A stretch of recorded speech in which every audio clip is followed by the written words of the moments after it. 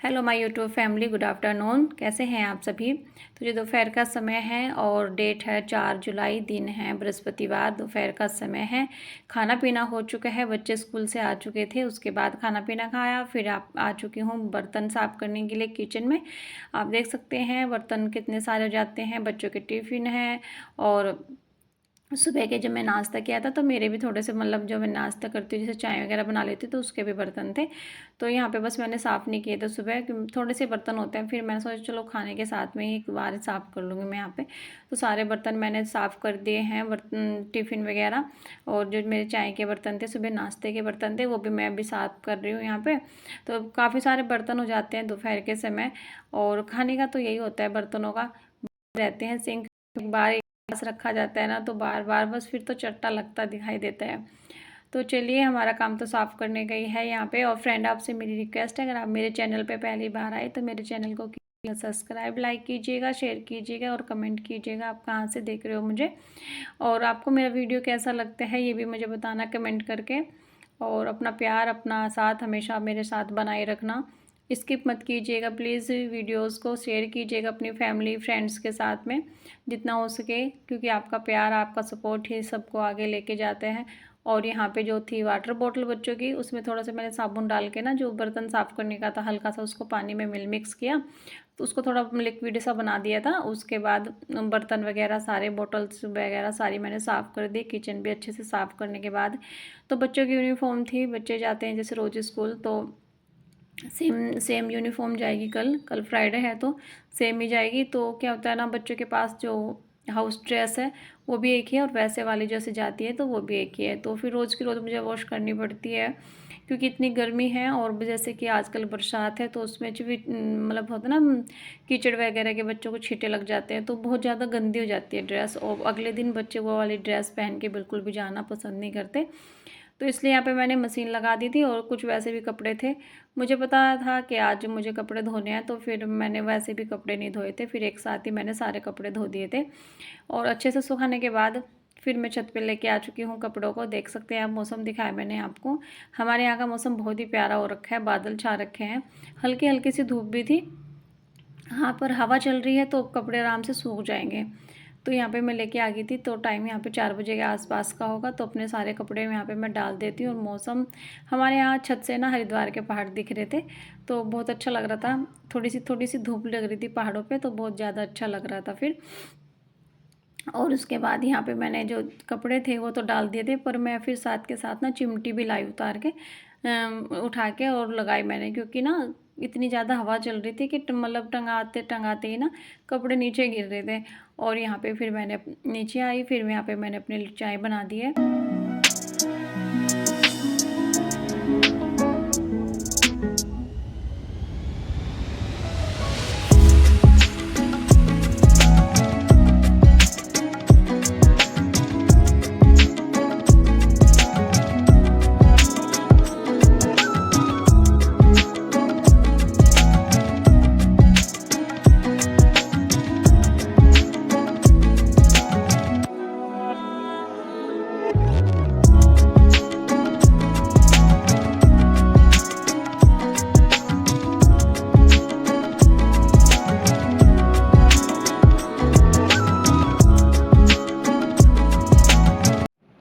तो चाय पीने के बाद मैंने फिर मलाई निकाल ली थी। पहले तो मैंने कढ़ाई में निकाली, तो जो मलाई थी वो थोड़ी ज़्यादा थी, तो कढ़ाई में चल नहीं पा रही थी।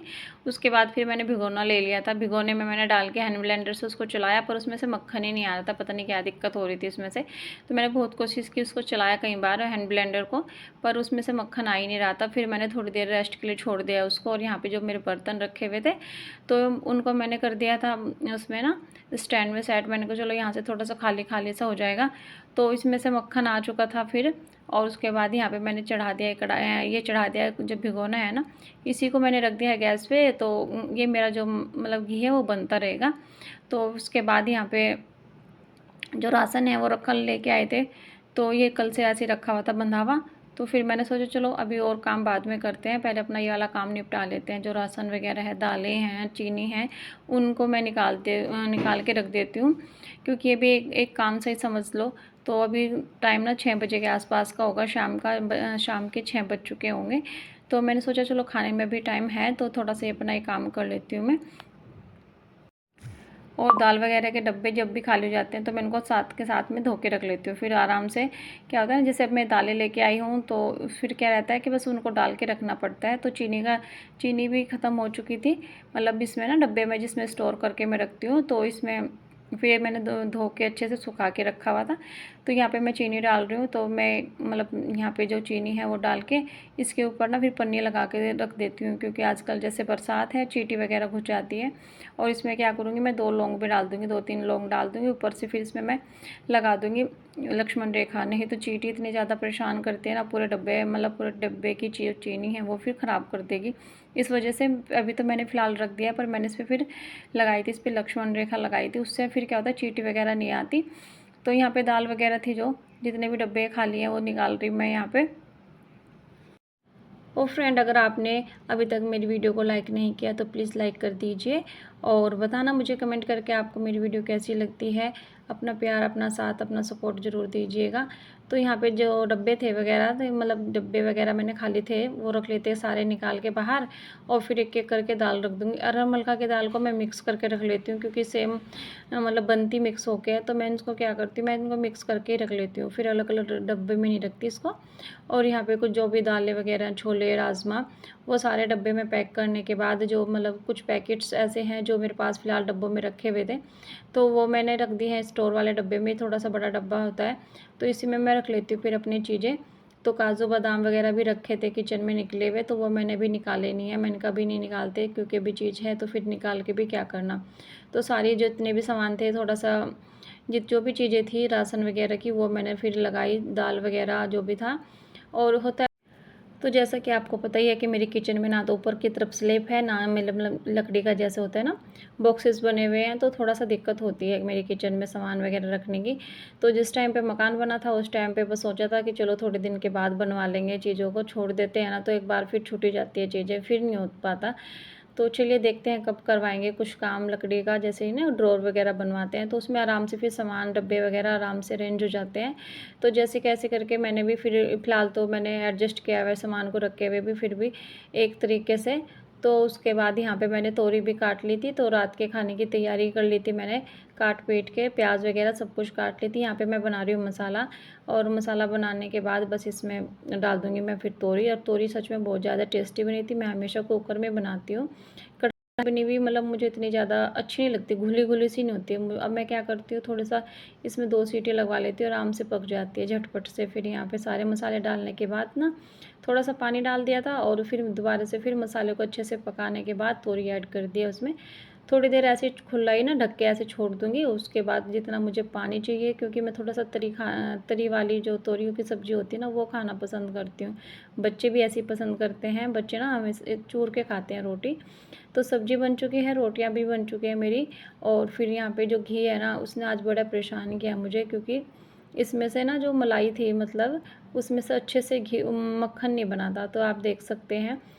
तो फिर घी वगैरह भी मैंने छान के डब्बे में रख दिया था। उसके बाद बच्चों ने खाना खा लिया था, ये मेरी प्लेट है। तो मैंने भी फिर ले ली थी 2 रोटी और सब्ज़ी ले ली थी खूब सारी, घी डाल के ना अच्छी लगती है तोरी की सब्ज़ी, चूर के रोटी खाते हैं तो। और साथ में मैंने एक आम भी काट लिया था। खाना पीना खाया, फिर उसके बाद बर्तन साफ़ किए, और ये रात के लिए ना रात के समय ही फिर मैंने क्या किया, सुबह के लिए यहाँ पे मैंने जो बच्चों के टिफ़िन के लिए ना सब्ज़ी काट के रख ली है। तो फिर उसके बाद मैं आ गई थी बाहर राइडर को घुमाने के लिए। तो राइडर को घुमाती हूँ और उसके बाद फिर बच्चों को दूध वगैरह दूँगी। तो ऐसे सारे दिन के काम चलते रहते हैं हम लेडीज़ के। और कुछ काम ऐसे होते हैं, अगर मतलब सुबह के काम रात को थोड़ा सा कर लो ना तो सुबह हमारी ठीक रहती है, आसान हो जाती है हमारी सुबह। तो मैंने सब्ज़ी काट के रख ली है सुबह के लिए, टिफ़िन के लिए, बच्चों के लिए, तो इसलिए थोड़ा सा मुझे सुबह का जो काम है आसान हो जाएगा मेरा। और यहाँ पे बच्चों की यूनिफ़ॉर्म रखी है जो सूख चुकी है बिल्कुल, क्योंकि मशीन में जैसे सुखा लेते हैं ना तो फिर ज़्यादा टाइम लगता नहीं है सूखने में। तो यहाँ पे बस सारे काम निपटाने के बाद ये भी मैं अपना काम निपटा लूँगी, क्योंकि सुबह सुबह लाइट का भी कुछ भरोसा नहीं रहता कि हाँ भाई लाइट आएगी नहीं, क्योंकि आजकल क्या है ना मौसम भी थोड़ा सा आजकल ऐसे हो रखा है। तो इसलिए मैं कोशिश करती हूँ जो सुबह के काम रात को मैं कर सकूँ, उनको रात के समय ही निपटा के लेटूँ। तो यहाँ पे बस मैं फिर बच्चों की यूनिफ़ॉर्म को प्रेस कर दूँगी, और दूध में से मलाई निकाल के थोड़ा सा दूध जैसे ना फ्राई पैन में रख लेती हूँ नॉर्मल होने के लिए। जब तक मेरी जो प्रेस वगैरह होगी तब तक जो दूध है वो भी थोड़ा सा नॉर्मल हो जाएगा फिर दूध गर्म करके तो फिर बच्चों को दूँगी।